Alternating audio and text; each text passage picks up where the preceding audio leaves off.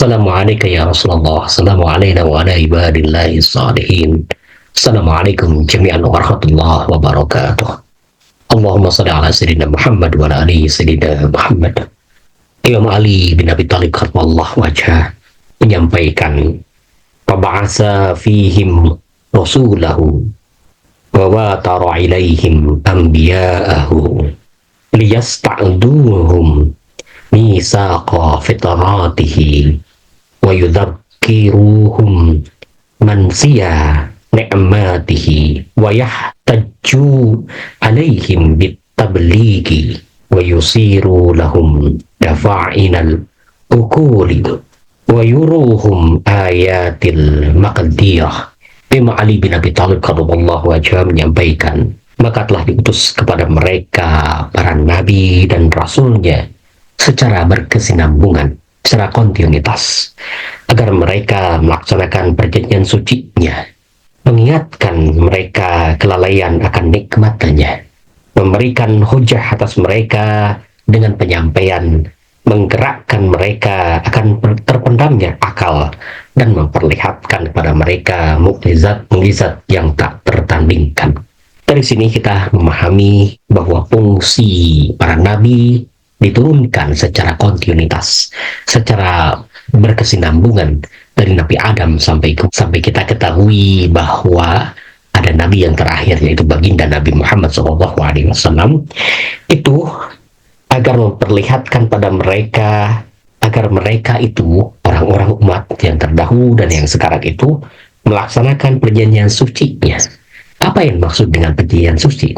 Ini tentang alam zar, ini tentang alam sebelum kita keluar dari bumi ini, keluar dari perut ibu kita itu, bahwa sesungguhnya roh kita itu telah menyaksikan, telah bersaksi, bala syahidna, alastu birabbikum, qalu bala syahidna.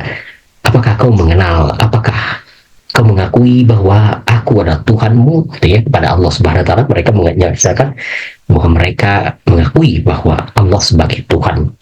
Nah, perjanjian primordial itu yang sebetulnya diingatkan oleh Imam Ali bin Abi Thalib dalam hadisnya ini. Dengan kehadiran para nabi, mereka diingatkan tentang janji primordial mereka terdahulu. Siapa yang berjanji itu? Kan pertanyaan yang berdasar adalah roh kita ketika berhadapan dengan Tuhan yang semesta alam itu. Jadi kita diingatkan untuk mewujudkan perjanjian kita di alam zar itu, diwujudkan dalam kehidupan kita, bahwa perilaku kita harus sesuai dengan perilaku yang ditentukan oleh Allah Subhanahu wa taala berdasarkan kitab dan petunjuk para nabi. Mengingatkan mereka akan kelalaian nikmatnya. Nah, di sini juga kita akan hidup, makan, minum, dan sebagainya, itu nikmat dari Allah Ta'ala, tetapi kadang-kadang kita tidak bersyukur kepadanya.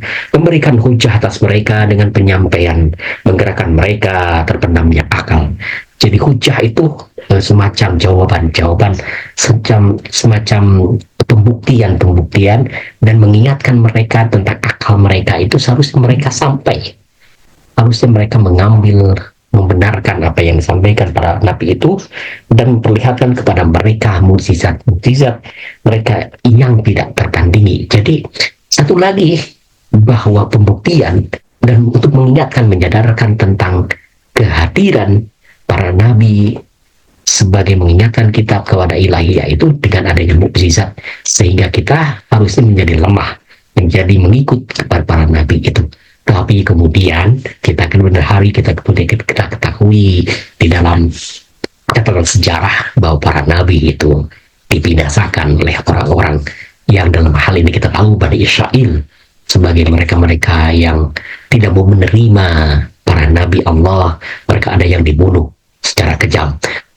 Ayat Al-Quran surat Hadid ayat 25, Bismillahirrahmanirrahim, laqad arsalna rasulana bil bayyinati wa anzalna ma'humul kitaba wal mizana liyaquman nasu bil qisti wa anzalna al hadida fihi ba'sun syadidun wa manafi'u lin nasi wa la ya'lamallahu man yansuruhu wa rasulahu bil ghaibi innallaha qawiyyun aziz.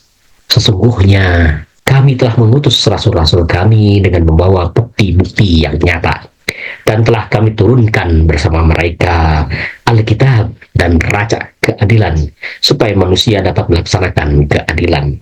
Dan kami ciptakan besi yang padanya terdapat kekuatan yang hebat dan berbagai manfaat bagi manusia, supaya mereka mempergunakan besi itu, dan supaya Allah mengetahui siapa yang menolong agamanya dan rasul-rasulnya, padahal Allah tidak dilihatnya. Sesungguhnya Allah Maha kuat lagi Maha perkasa. Ternyata tidak hanya menurunkan Nabi sebagai bukti keberadaan Tuhan, tapi Tuhan juga menurunkan Alkitab dan neraca keadilan, standar nilai yang berdasarkan pada keadilan itu bagian nilai ilahi yang menjadikan tentang kebenaran kehadiran Allah Subhanahu wa Ta'ala, kebenaran pembuktian adanya para nabi yang mengusung nilai neraca keadilan itu.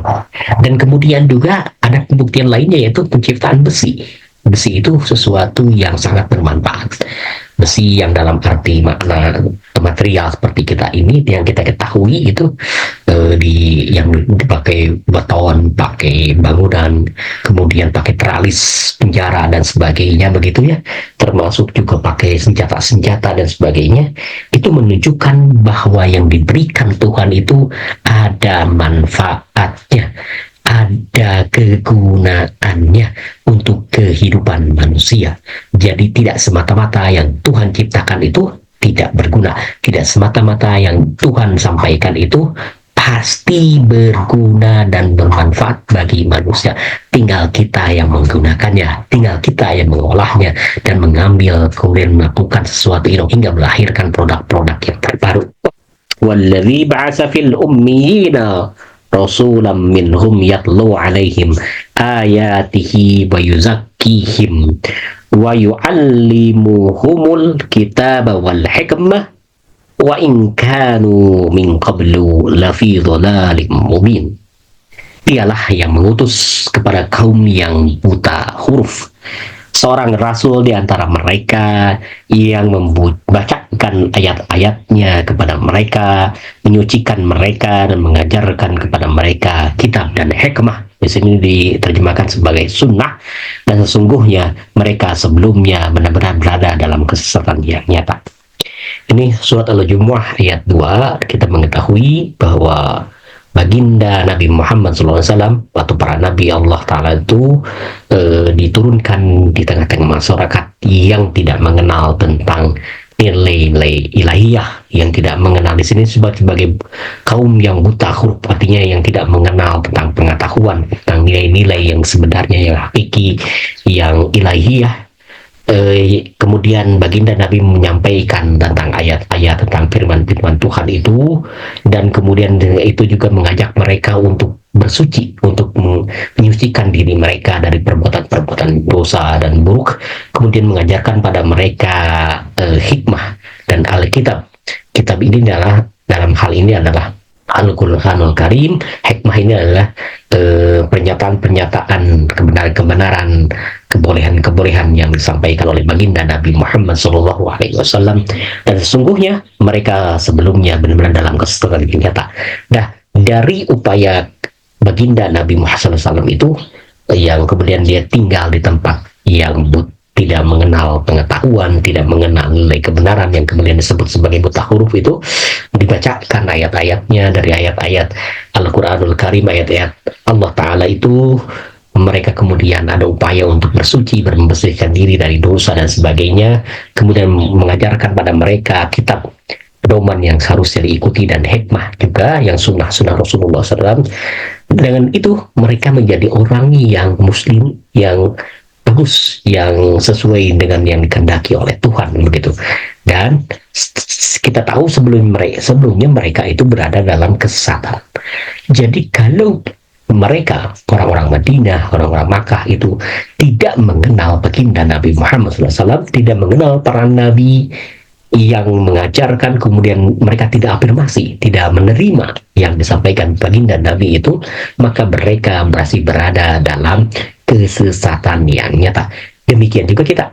Kalau hari ini kita menolak apa yang disampaikan oleh baginda Nabi Muhammad SAW, yaitu misalkan yang disampaikan Al-Quranul Karim, maka kita berada dalam kesesatan yang nyata. Kita akan lanjut lagi pada hadis. Ada dua hadis yang sama secara redaksi, ya, hadis nomor 5932 kemudian 5933 dari Mizanul Hikmah ini. Rasulullah Shallallahu Alaihi Wasallam menyampaikan pada kita, menyampaikan bu'istu liutamima makarimal akhlak. Di sini kita sudah tahu terjemahannya adalah bahwa baginda Nabi diutus untuk menyempurnakan akhlak yang mulia. Pada mereka itu sepertinya ada nilai-nilai perilaku tapi belum mulia.